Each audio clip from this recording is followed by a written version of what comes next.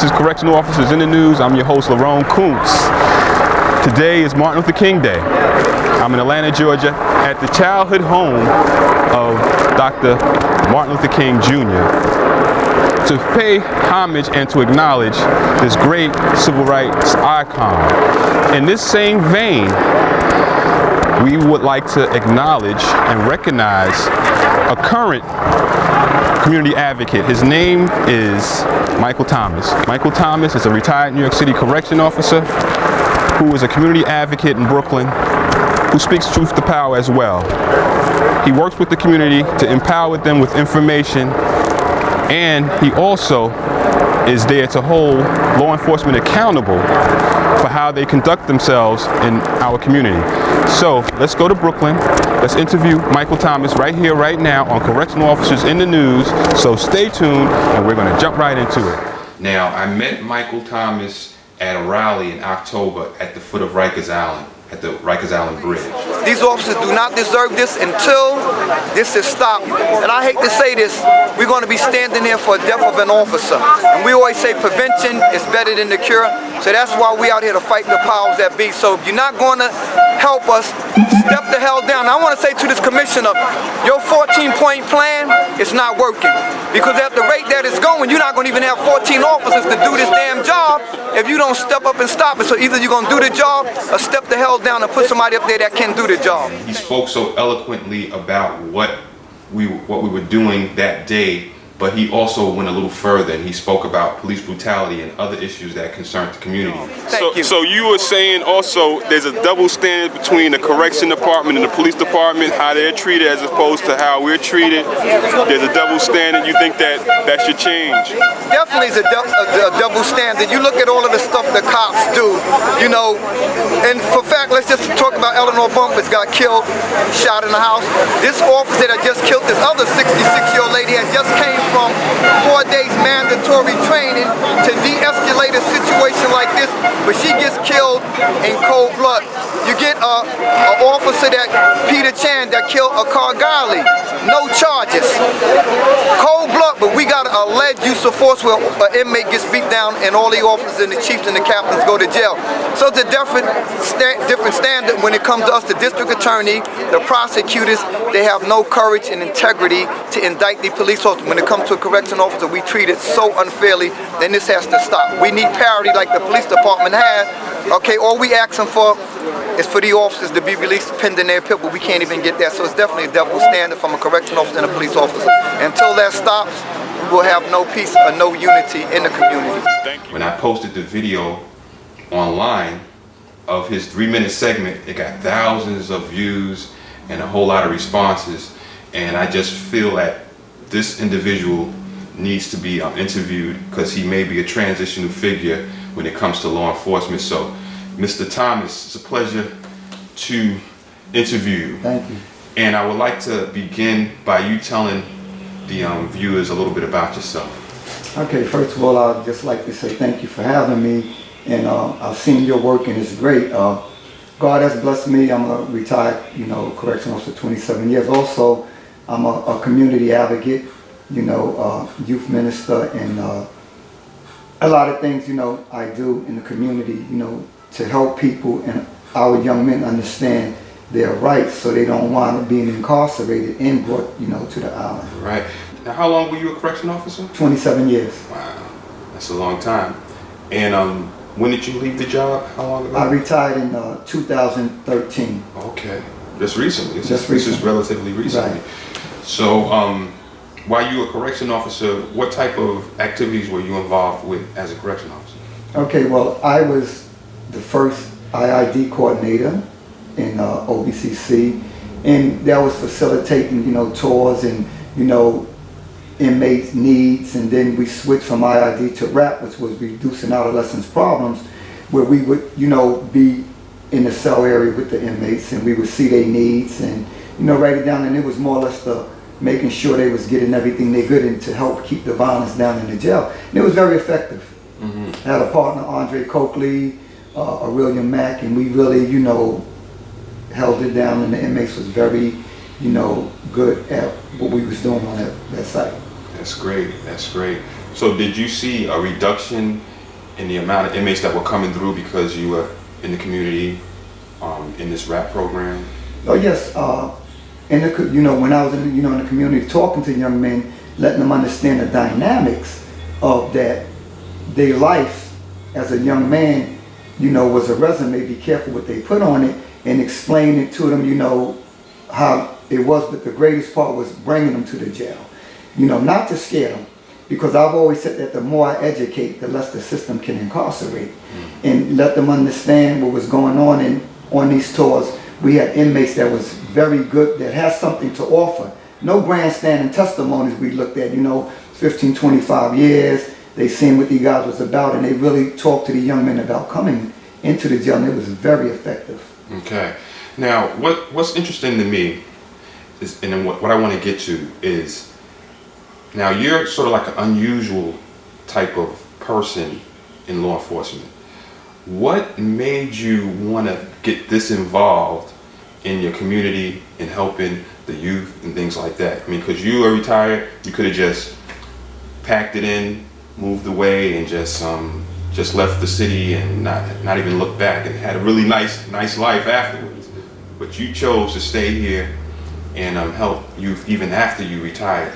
What happened in your life to make you want to, make that sacrifice right now? Well, it started a long time ago. I'm come from a family of 15. I'm the youngest of 15 kids. My father was a minister. My mother was in the church. 2 of my sisters was evangelists. So when I was an officer, I used to just see the young men coming down the corridor, and it was just something that God put in me. I used to, stop them and tell them, listen, you're young, you're 19, you're 20 years old, you still got a life ahead of you. And then when I was actually doing the tours, one day, like God, touched me and was like, you walking these kids through the jail, and even though we got a chapel and you walking past the house of the Lord, but I wasn't stopping. So I started stopping in the chapel with them and inmates, and I got a lot of flack. The inmates that were talking to them, we would pray. And we would pray for the young kids, and the inmates would see them and talk to them, and it just started growing. And I just started getting, deep at it, and the Lord touched me. I started talking to them spiritually and just let them know how good God is, that you don't have to live like this. And they really gravitated to it, because I guess I stood out like I was a big brother to them. But also they knew at any time they was going to obey my rules and regulations. But I was just like the officer that in the car that they could stop and talk to with their problems. So it just really got like that. Then I started coaching basketball, baseball, two-hand touch. Then I started just sitting down, inviting them in the house, cooking and just talking to them about life in general. And it just grew. Before I knew it, I had like 30, 40 young men ringing my bell that just wanted to talk to me and understand. They start talking about police brutality. We just start talking about life in general. So I know that was my calling from the Lord, that God blessed me to do that. Now, when you talk about police brutality, I know you had mentioned some things about stop and frisk.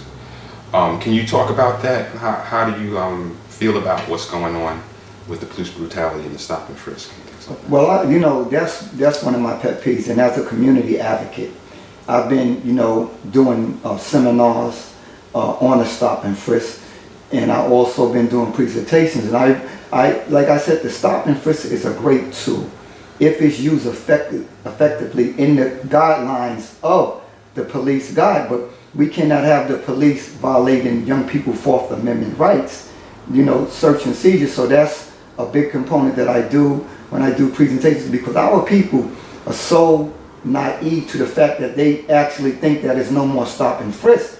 But what people got to understand, under Mayor de Blasio, he's putting a stop to them, like telling them you can stop and frisk, but you got to do it within the guidelines of what I said. Under Mayor Bloomberg and Mayor Giuliani, a lot of the cops were allowed to just run rampant and do what they want to do. When Mayor de Blasio was saying to the police that you can stop and frisk, but you got to have reasonable suspicion, reasonable belief that this person has committed a crime, or they're about to commit a crime, or they fit the description of a person that you're looking for. Because if that's not the case, and these people are smart enough to put in a lawsuit, and we can't justify that stop, now you're going to be held accountable.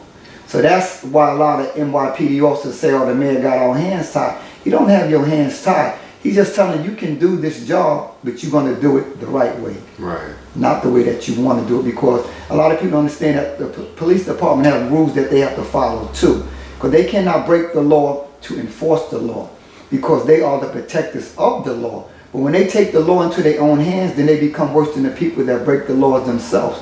So as guardians of justice, we have to take that stand and let them know that you can't violate my Fourth Amendment rights. So you're sort of like educating not only the public, but you're educating the officers too that are out here policing the community. You're letting them know, hey, we support you, but we also want you to do the job the right way. So during your talks, you're talking to youths. Who are you giving these talks to? Are you talking to police officers, or are you talking to groups that have both of these groups in it? Also, and that's a very good question. I'm glad you brought that up, because I just want to advocate right now that I'm not anti-police. My sister was a cop guard officer for 27 years. I have 5 or 6 officers in my family that's law enforcement. And when I speak, I want to put the cops on notice too, that as a community advocate, that I will not uphold any misconduct. My young men are very smart, and I tell them, when the police do their job the right way, we give them their due diligence. But when they don't do it effectively and they violated someone's Fourth Amendment rights, we're going to push that envelope till we get justice, because if we sit back and be apathetic about it, it's going to continue. And I have great rapport with Chief Mandry, Chief Jaffe, Chief Fox, Chief Powles. You know, I can go on and on with a lot of these people in the precinct, and when I go to them, they understand that your officer, you know, made a big violation that he shouldn't have, that we can't allow them to stop and frisk and just, you know, move on. We have to hold them accountable. If that stop is justifiable, great. But when it's not, we're going to step up and we're going to CCRB, which is Citizens Complaint Review Board, or we're going to go to IAB, which is Internal Affairs Bureau. And then if nothing is done there, then we're going to take it to the law firm and get the young men justice. And it's not about the money all the time with them. It's about the principle that you can't come into our communities and don't understand our culture. It's no different when me and you work. When we was in the dorm, if we sat there and didn't walk, no way would we get to know all of the inmates in the dorm. So we want to let the cops know that every young black man in the community is not a bad person. If you walk and talk, you will know the kids in the neighborhood. So the stop and frisk is basically to educate my people on their rights, and also to put the cops on notice that if you're not doing your job right, you have people out there that's watching you, that's going to take it to the level where you're going to have to do it right. So part of your mission seems like is to educate the community as to what the police can do and what they can't do to them. Exactly, because police officers have rules they have to follow too. And I just want to educate my people. We got to stop being naive, you know, and not getting involved, especially in our kids' life. Come out to some of my presentations, bring a pen and a paper, write this stuff down. It's so important that you know this is like each one, teach one, reach one. So when this happens, we know where to go and how to do. We have so many young men that get stopped and frisked and getting violated, and they just let it go. Whereas, you know, the cops know, for instance, a lot of times I'll see cops stopping young men, they give license, registration, insurance card. They'll ask the young men, can I search the car? Why you ask them, can you search the car? For what were you looking for? They didn't, you know, commit a crime where you can go into their car. So it's very important that we understand not only the stop and frisk, but also your Fourth Amendment rights when you're getting stopped in your car too. That applies, because a lot of, I just had some young men that got arrested because the driver was DWI, but that's on them. The occupants in the car can be as drunk as they want. You can't mess with them. So it's very important that our people understand, and it's really sometimes officers don't understand things that the NYPD can do and they can't do, because if you sit back and let them do it, they're gonna continue. So as a community advocate, my job is to educate our people, and a lot of people have been coming out and they've been getting this, you know, educational on this, and it helps a lot. What kind of reception have you gotten from the police in the neighborhood that are aware of what you're doing? Have they been supportive of you, or do they see you as a threat? That's another very good question, because I get calls from some people, you know, they say, oh, the police don't trust you, they don't like you. But my thing is this: knowledge is power. And if I can educate my people, and with a lot of the higher ups appreciate it, because when any encounter with a young black male, Hispanic or female with a cop is called survival. We want the young people to understand the dynamics, that we don't want you to challenge the cops because they have egos. The main thing is this: so you can return back home to your family, and also that officer can go back home to his or her family too. So any encounter is, I teach them what to do. For one, put your hands up, keep them visible so the cops can see them. For two, we're going to ask the officer, why have you stopped me? They don't have to answer you, but I tell all my people, we're going to say, sir, we're complying, but we're not consenting. Because when we tell that officer we complying, we mean we're going along with your orders because we don't want to get arrested. But we're not consenting to any illegal search and seizures under our Fourth Amendment rights. So we want them to understand that part there too, that we're not giving consent. But at the end of the day, it makes it safer for the person, and it makes it safer for the officer, so both parties can go home. When I advocate and talk to my people, whether we feel an officer is right or wrong, I want everybody to comply. No one should resist arrest. See, we don't want them to wind up in the morgue. We don't want them to wind up on the video. We want them to comply. We can comply and we can complain later. But I also want the police department to understand too that resisting arrest is not a death sentence. It's because someone resists arrest, that don't open the door for you to kill them, for you to beat them down. The NYPD has to use enough force to terminate that arrest and affect it, okay, and cease it. So, and I'm not blaming the victim here, but let's just look at Eric Garner. And I want to say this again, I'm not blaming the victim, but if Eric Garner would have just turned around, put his hands on the wall, he would be probably living again tonight. If you look at the young man on the highway down south, if he had just, when he was walking back to his car, I don't know if he understood what the officer was saying, if he just got down on his knees, them shots through the back, he would be here. So we want people to comply. When we comply, but it's very important that you get officers' names, you get their shield numbers.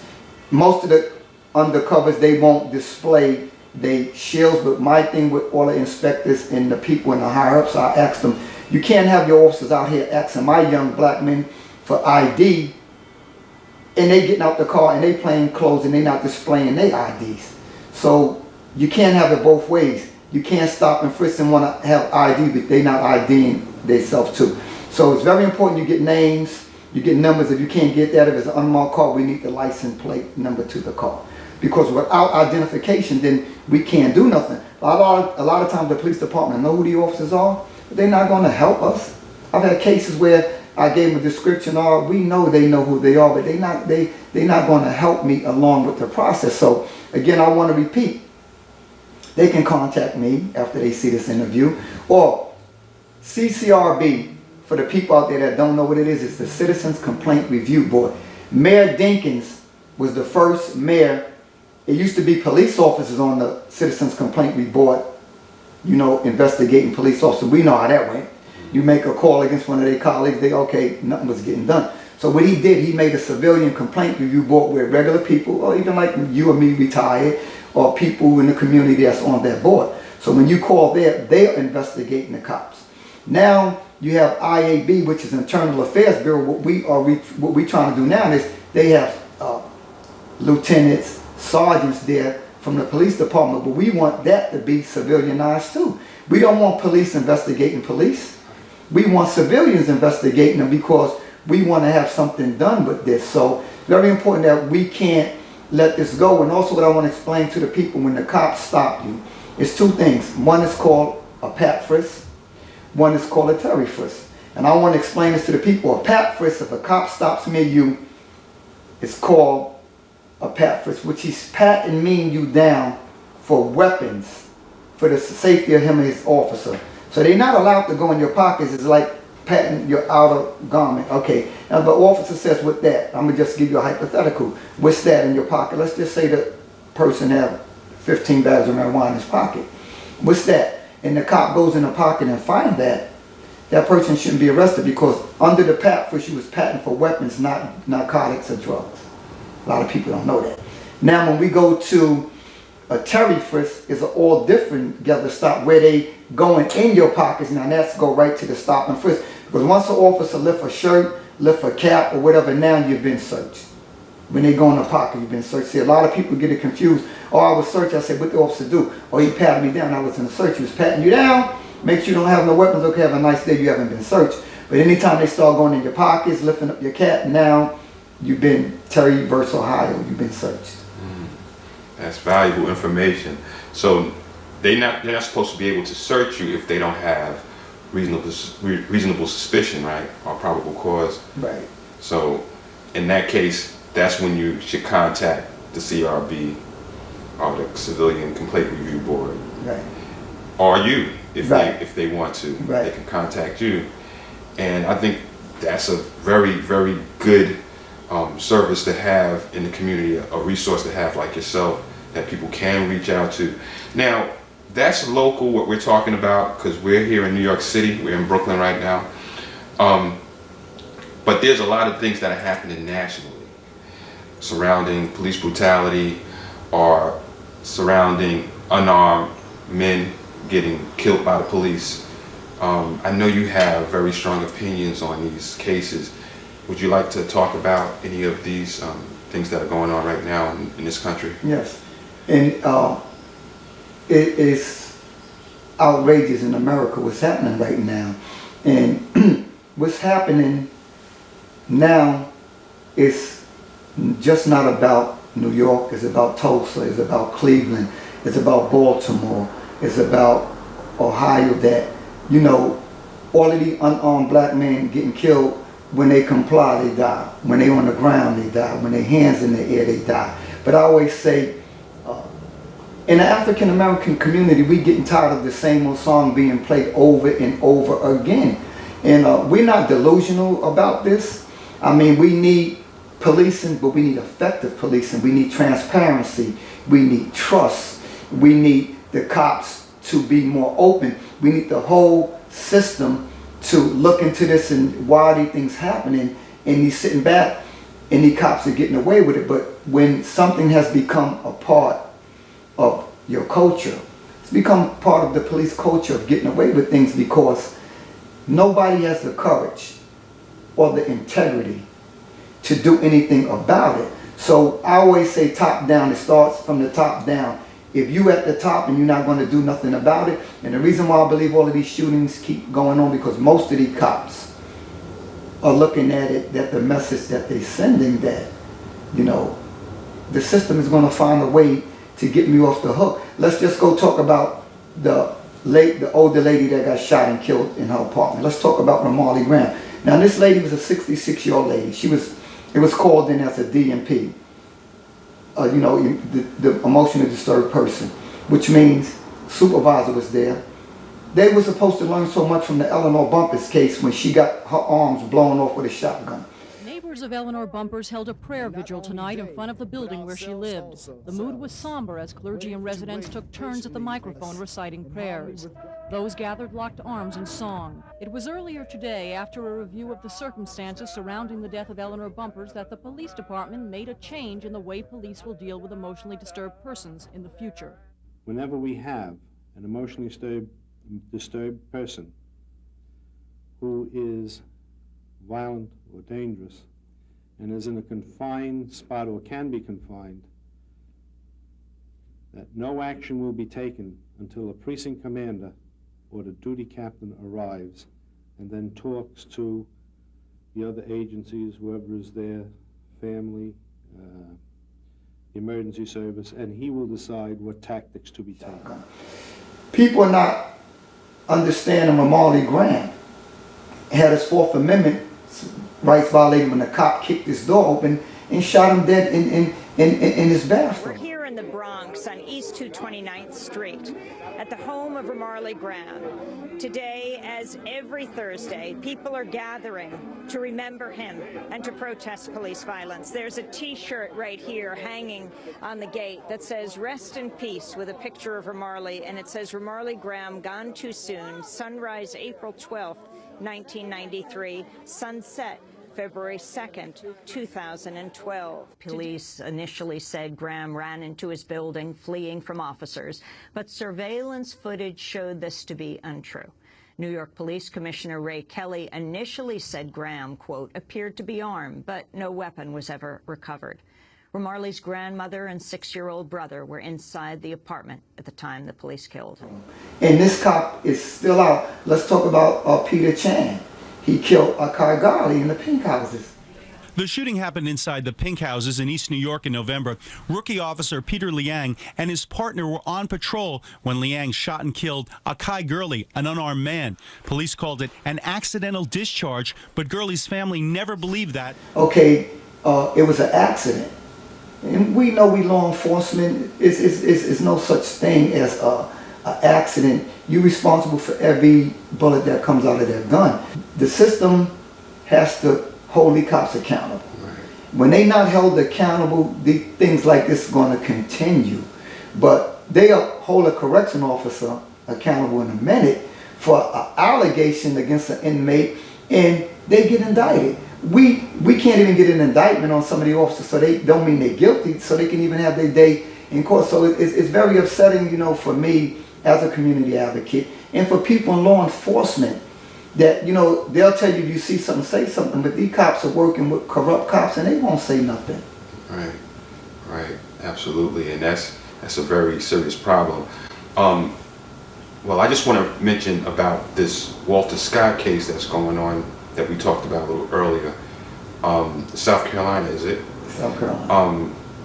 Where a gentleman was shot in the back, and you have some placards here, you have some displays here that are of news articles that I'm going to shoot after this video, and I'm going to put them in the video. But it's very interesting that the gentleman was 18 feet away when he was shot in the back, and just recently the jury couldn't convict this guy, or didn't convict him, because they had one individual on the jury who voted that he was not responsible or not guilty. So he will have to be retried again. Now, the reason why I bring this up is I feel like in our community, we have to go to jury duty. Like a lot of us, we look at these cases and we say, oh wow, the jury, you know, it's not enough of us on the jury, or the jury is not doing the right thing. But when we get called for jury duty, a lot of us don't want to go. We make excuses, we say, oh, I gotta work, I gotta get a babysitter. My brother told me one time he went to jury duty, and the guy next to him, every time the judge asked him something, he spoke Spanish.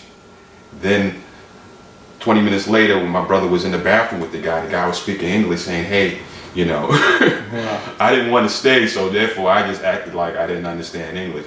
We have to stop doing that. If we want justice, we have to participate in juries. You know, how do you feel about that? That's a very good question, and I just got called for jury duty, and now that you brought that up, and I will be serving January 5th, and I'm looking forward to it, because I'm hoping I do get called for a case, because I want to be that person to let these juries know that you have an opportunity, you know, to make a difference. We are the conscience of the community. We dictate what's right and wrong. Who polices the police? We police the police by the decisions we make on the things that they do.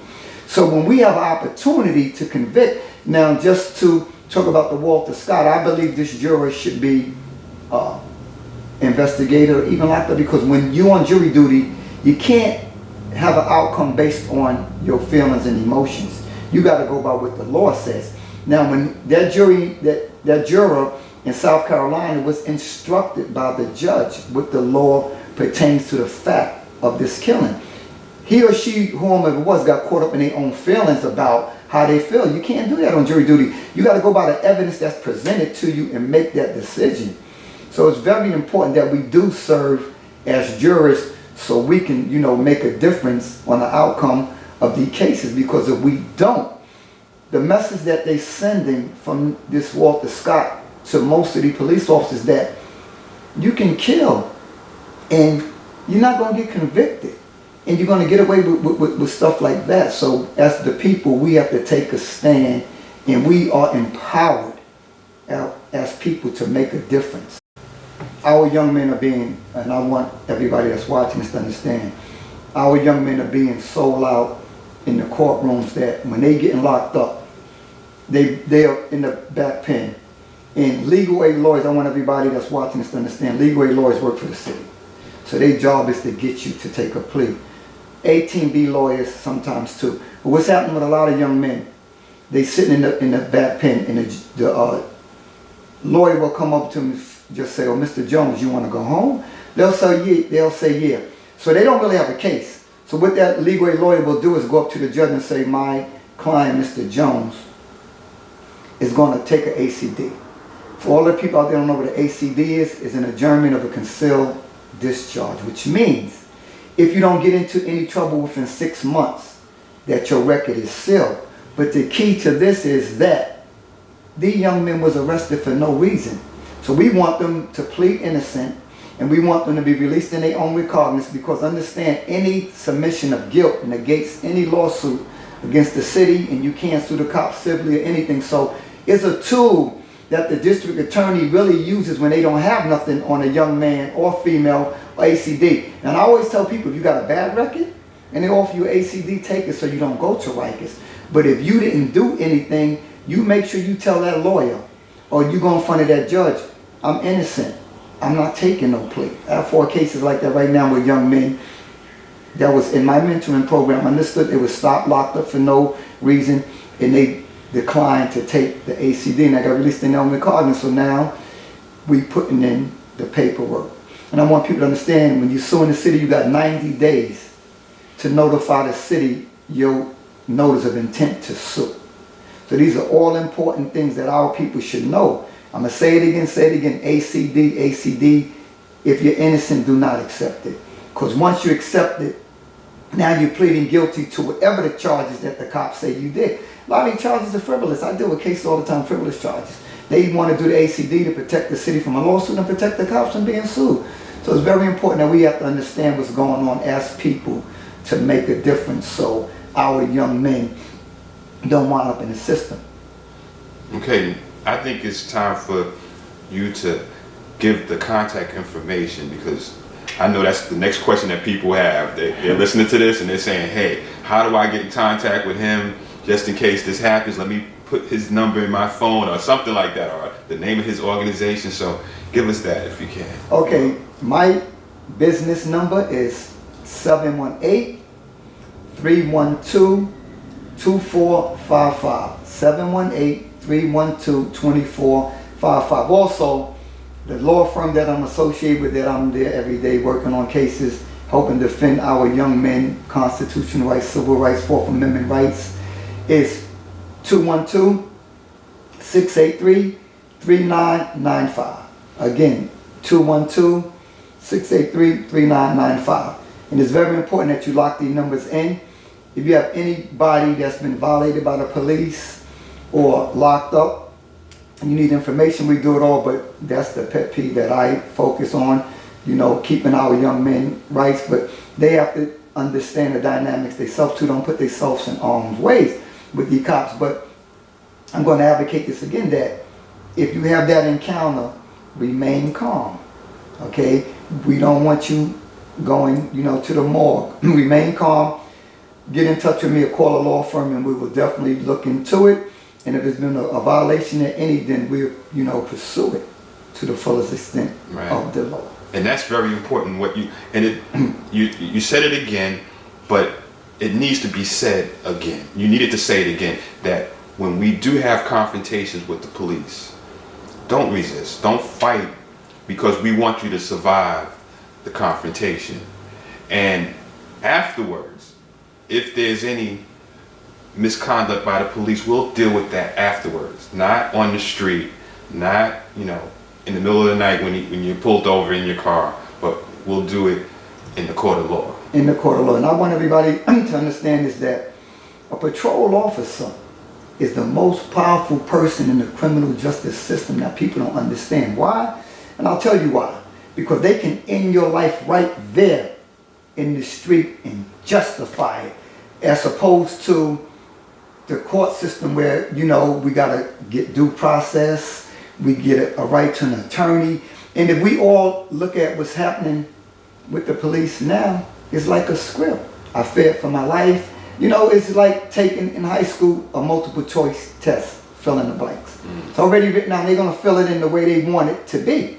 And if we look at what happened in South Carolina, they had him on tape, tampering with evidence. He actually picked up the taser and laid it next to Walter Scott's body. And we still can't get any justice. So you want to wonder why America's outrageous. You want to wonder why the young black men are outrageous. And anybody in law enforcement, and I'm going to say this, at a time of an injustice, if you choose to be silent, then you chose the side of the opposer. Because a threat, an injustice here is a threat to injustice anywhere. But as people, we are empowered to make a difference, and we have to take a stand and make a difference. Absolutely. Now you know, and I know, once this thing goes up on social media, people are going to say, oh, he's anti-law enforcement, he's anti-police. But what you're saying, you're not anti-law enforcement. You understand that it's necessary. We need to have police, and we want to work with police. I've seen a video of you telling the community to come forth and work with the police, right? So it's not that you're advocating that we are against, or that you are against police officers. You just want to be, you want them to follow the law, which is plain and simple. And you want other law enforcement officers like yourself and me to speak out when things are not done properly. Exactly. I want other officers to step forward, because you can't have on a uniform and uphold misconduct. Because if you're doing, what are you saying, you know, to your colleagues that what you're doing is right? And I'm glad you brought that up, because I'm definitely not anti-police. I work diligently with the police department, helping them as much as I can, but I want the officers out there that's not doing the right thing to understand, as a community advocate, as a youth mentor, that want to keep my young men out of jail, I'm teaching them the things that's going to make it safer when you stop them, and it's going to make safe so you go home, and that young man or young lady go home. But we're not going to allow the police to violate any of our young people Fourth Amendment rights. And I'm going to say this, it's time for our young people to respect the men and women in blue, but it's also time for the men and women in blue to respect our young people in the blue jeans too. So they have to respect that too on that side. But we can't have the cops out here, you know, running rampant, just figuring they could do whatever they want to do, because we want them to understand that in the community, we have to be outraged too when we kill one of our own. We got to march and we got to protest. We just can't say Black Lives Matters when a cop kills an unarmed black man. When one of us get killed in the community, we got to march. We got to protest too, that we got to denounce that, and we want it to be stopped. But just because we're killing ourselves in our community is not right. That's not a right for the police to figure they can come in and do it too. Because they took an oath to serve and protect. They didn't take an oath to neglect and disrespect. So we want the cops to understand that too, that we want to work with you. We want the guns off the streets. We want to make the community safer. And we want to say to the people in the community that when you sit back and be apathetic, if you see something and you don't say something, then it's going to continue to happen. And I'm going to say this, the difference in being a snitch, if I commit a crime with you and I get caught, and I telling you now I'm snitching. But if I see something and say something, I'm helping the community. We're not asking anybody to go in front of a camera and put themselves in harm's way, but you can pick up a phone and call so we can help. Because the police are only as good as the community if they're not there to actually see what happened. If they don't have a video, okay? If they don't get help from the communities, just like the first 48 hours, one of the shows I love, most of them crimes are solved from tips. So we don't help the police, then it's going to go unsolved. But also the police have to understand come into our communities. If you give us the respect we deserve, then we'll give it to you. And that means by walking and talking. Hi, my name is Officer so-and-so. You know, how you doing today? But you're going to stand on the wall all day and only walk up to the light when the car stops and ask the person for their license and registration, hoping you run their name, that they got a warrant or something come up. That's not effective community policing. We need you to walk. We need you to talk. And I'm going to say this again. If you're scared in that uniform, take it off. Because me and you both know when we had on-the-job training, officers taught us everything. But if we were scared of them inmates, you need to go to the whiz to get a heart. You have to do that. If you're scared, firemen are scared, but they go into burning buildings and they bring people out the right way. So if you come in our communities and you got so quick to put your hand on the gun, then this is not the job for you, because everybody in that uniform, we can teach you everything, but we can't give you a heart. And I want to say this too, that you can't train racism. You can't train bigotry. You can't train hate. You can't train KKK. So if you put that uniform on and all of these things are in you, then that's what you are. See, it's all right, you can be a racist or you can hate. You can have a vivid imagination and you can be a racist, fine. But when I give you the power to go along with being racism or all them things, now I just created a monster. That's very, very profound what you're saying. And I like this conversation because you're taking on not just, you're fighting like two battles here. You're fighting things that we see that are happening in our policing that aren't correct. But then you're taking on the community too. You're saying to the community, you need to get involved. You need to stop sitting back and watching the criminals take over your community. It's not any sign of being a snitch or anything like that. If you speak up when something goes wrong, when someone does something that's not right in your community, you are obligated to pick up the phone and make a complaint. Tell the police what is going on in your community. Tell them what you see. Like you said, you don't have to go in front of the cameras. You don't have to call Eyewitness News or anything like that. You can call your local police department and make a complaint. You can even make an anonymous complaint. And we, as people, we have to get involved. And you today, me tomorrow. If we can't do this individually. We got to do it collectively. And if we don't get involved, you gotta get out the house and go to your monthly meetings. I'm at almost every monthly meeting every month with all the local police departments. I know every commanding officer, they know me.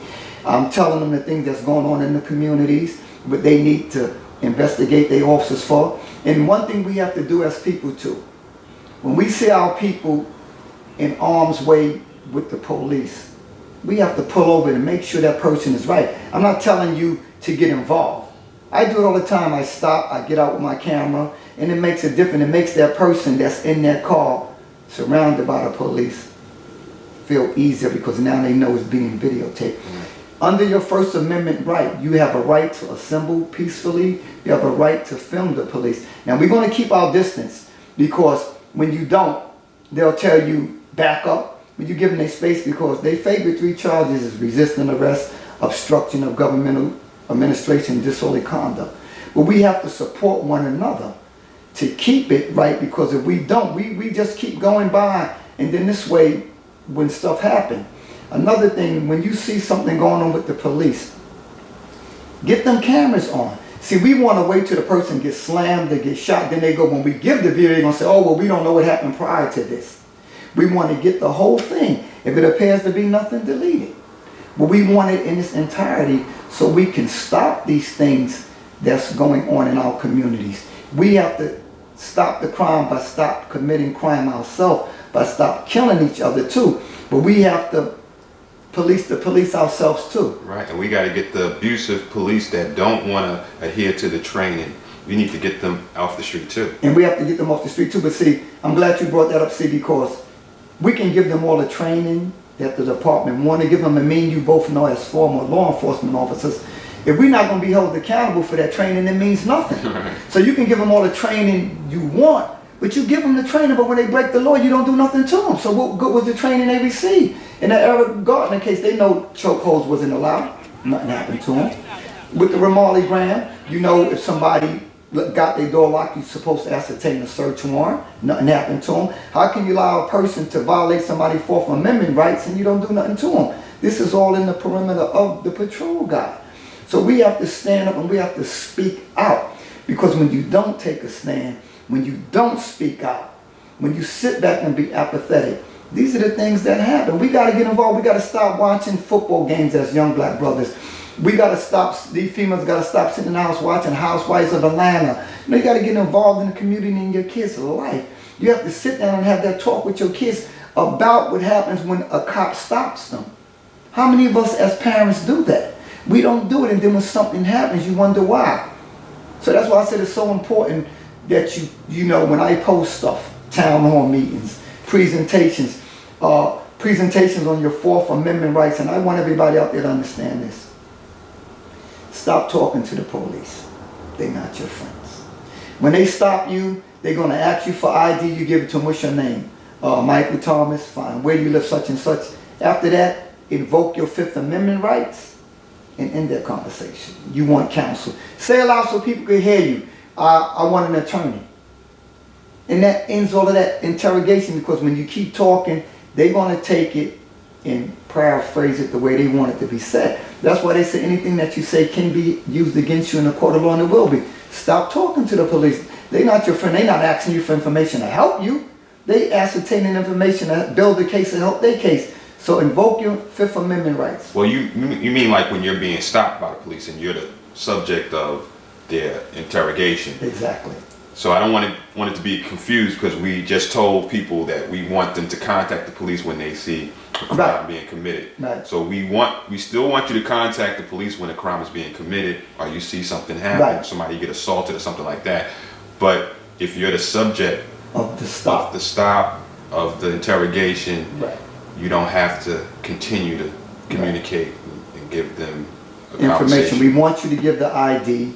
We want you to answer to all the information on the ID, like if it's your driver license, your New York State ID, anything that's letting them know who you are, where you live, or whatever. You're going to answer them questions there. But when what are you doing in this neighborhood or whatever, you don't have to answer that. Invoke your Fifth Amendment right. Let that officer make a decision to what he or she is going to do. I mean, they can take you in, but what are the charges? And I want people to understand that cops don't have to put handcuffs on you for you to be arrested. When you're not allowed to go from a place that you're allowed to be, then you're under arrest. You know, so they need to understand these things like that. They're detaining you. You're detaining you. You can be detained for question and answer, but also under de Blasio, they're supposed to give you a receipt. See, before, when you got stopped and frisked, the cops were supposed to go back into the precinct, which was fill out, which was called a 250 form, which means, well, I stopped Mr. Thomas such and such and explained everything why they stopped you. Under the de Blasio policy, you're supposed to be given a receipt right there after they finish. Now, I have it upstairs. If you want to pause, I can get the card and show the people. Let's pause right here, and you go get the card. Okay, we're back. We were talking about a receipt that the police are supposed to issue you when you get stopped. So if you want to continue with that. Okay, now under the other administration, Mayor Bloomberg and Giuliani, the cops were filling out which was called a 250 form. They take your information and they go back in the precinct and they fill it out, and the supervisor is supposed to review it as to why they stopped you. But under the Blasio administration, I have this card right here. It's a receipt that when the cops stop you and frisk you on the street, they're supposed to fill it out as to why they stopped you and check off a box why they stopped you. So you're supposed to get this receipt when you stop and frisked in the street by any officer. Okay, you heard it. So make sure you get that. Make sure you tell your kids, your sons, your daughters, and make sure you get his number that he gave earlier, the 2 numbers that he gave earlier, locked into your phones, so we can look into any type of malfeasance or anything like that. All right. Now, but we don't want anyone to get in a problem with this. You don't even have to, this is the cop's responsibility to issue you this. If they don't issue it to you, don't worry about it, because we can handle it from there, but you don't have to tell them. Right. They know as part of their duty under the de Blasio administration that receipt's supposed to be given, not at the precinct, not taking it, they're supposed to be issued to you on the street. But I'm going to advocate this again, do not argue for it, but anytime you stop, you have to get names and numbers of the police when they stop and frisking you or any altercation you have with them. Okay. Very important. That's excellent information. Is there anything else that you want to talk about right now, or? I just want to say to all of the people that's watching this, and we're going to advocate this again, that we don't have a problem with the police in our community. This interview is an educational interview. Also, for the police department too, we want to put them on notice that, we're watching what you do.